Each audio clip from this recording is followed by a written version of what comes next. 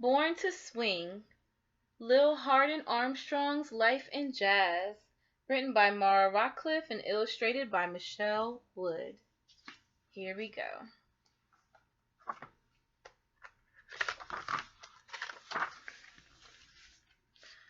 I was just born to swing, that's all. Call it what you want. Blues, swing, jazz, it caught hold of me way back in Memphis, and it looks like it won't ever let go. Lil Hardin Armstrong.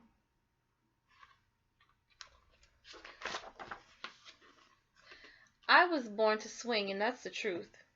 We lived in a boarding house in Memphis just a little way from Beale Street, where the music never stopped. The father of blues himself, Mr. W.C. Handy, used to march his band right down that street, and all the children would come running. But not me. Oh, no. Devil's music, my mother called it, and she kept me far away.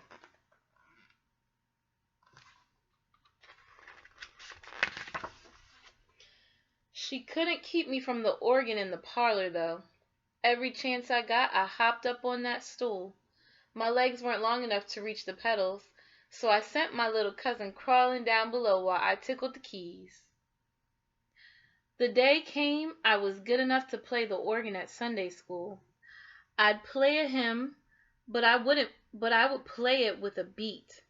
The pastor used to frown at me over his spectacles like this. Oh, I was swinging. I put something new in those old hymns. I didn't know it yet, but it was jazz.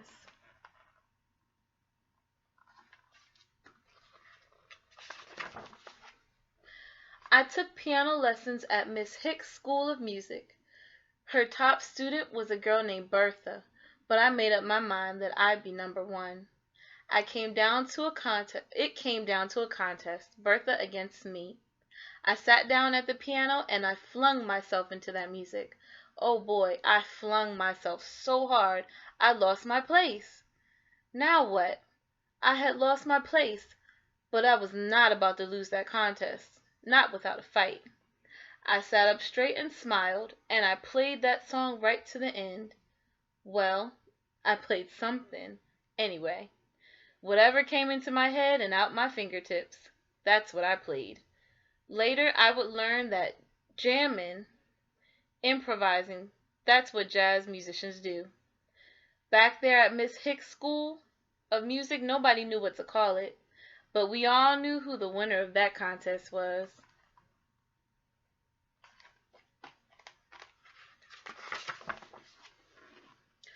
My mother took pride in my talent so long as I played the classics, Beethoven and Bach. Then one day, she caught me hiding Mr. W.C. Handy's song, St. Louis Blues. She chased me with a broom, but it was too late. That new rhythm had already swept me off my feet. Suddenly, it seemed like everyone was on the move, heading for the cities, heading north for better opportunities.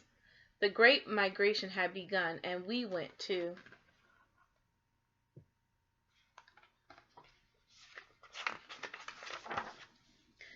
Chicago. State Street was like Beale Street, only better. They called it the stroll. I called it heaven. City lights, sharp dressers, music any hour of the day or night. I was nearly grown, but I still looked like a little girl. 85 pounds, that's it.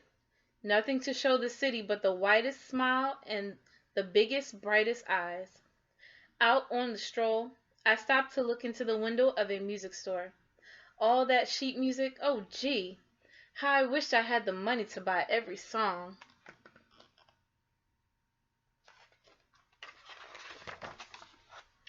Inside, I asked if I could try a number out on the piano. Miss Jones, the owner of the store, came over to hear me play. Next thing I knew, I had a job. Every afternoon, I sat at that little piano by the window. Soon, I learned all the latest songs. The store was packed with customers. They called me the Jazz Wonder Child. One day, a man I'd never seen walked into the store. He sat down at the piano and, oh boy, he had it rocking in no time. His feet were stomping. He played hard. Everyone was jumping, going wild, calling out, "Oh, Jelly." That was how I met the great Jelly Roll Morton who invented jazz, or so he'd like to say.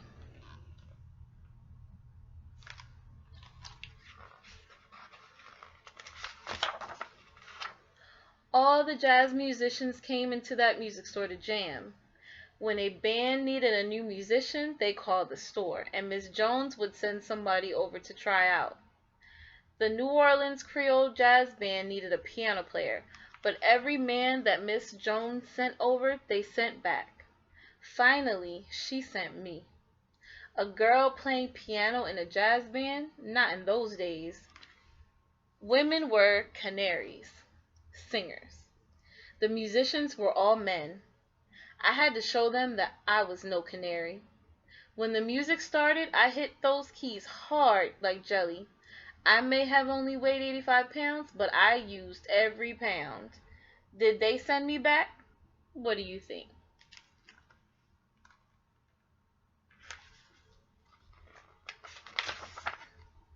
There I was, swinging with the swingin'est band in Chicago. I laid those rhythms down so hot they called me Hot Miss Lil. I was playing at the Dreamland when a fellow from New Orleans came to town, Louis Armstrong. Louis was not a handsome man. His clothes were out of style, but when he blew that horn, oh gee.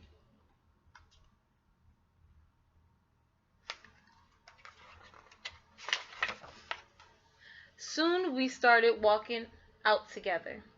We'd play with the band all night, then hit the stroll. Everybody in Chicago knew Miss Lil, and I made sure they all knew Louis Armstrong too. Naturally, we had a jazz wedding. Then we joined the band on tour.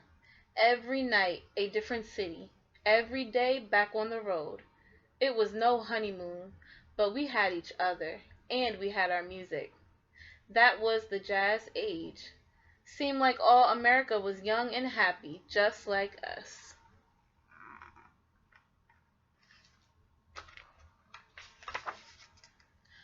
Louis and I wrote songs together, played together, even put a little band together to make records. The Hot Five. Oh, we were hot all right. The sweat poured off us like while we played our music into that recording horn. We played hard. We thought the good times would last forever, but the roaring 20s ended with a crash. Hard times for America and me. Louis was moving on. Jazz moved on too, and I moved right on with it. These were the days of the big bands, Duke Ellington, Cab Calloway, and me, Miss Lil. I did it all. I wrote the songs, I led the bands, men, women.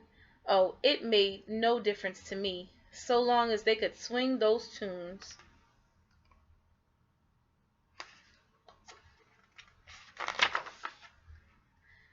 After the war, I tried out other things, running a restaurant, designing clothes, but the music wouldn't let me go.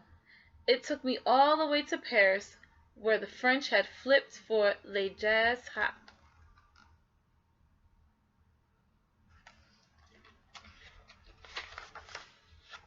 Back home, everyone was going wild over a new kind of music. They called it rock and roll.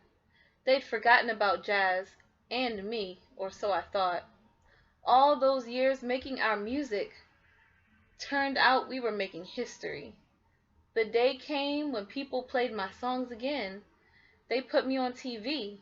They said I was a living legend. Miss Lil and Jazz.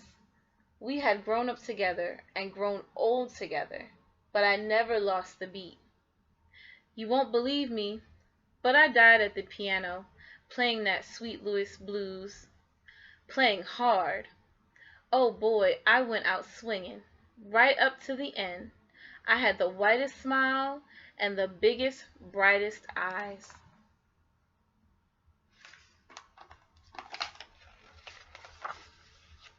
The end.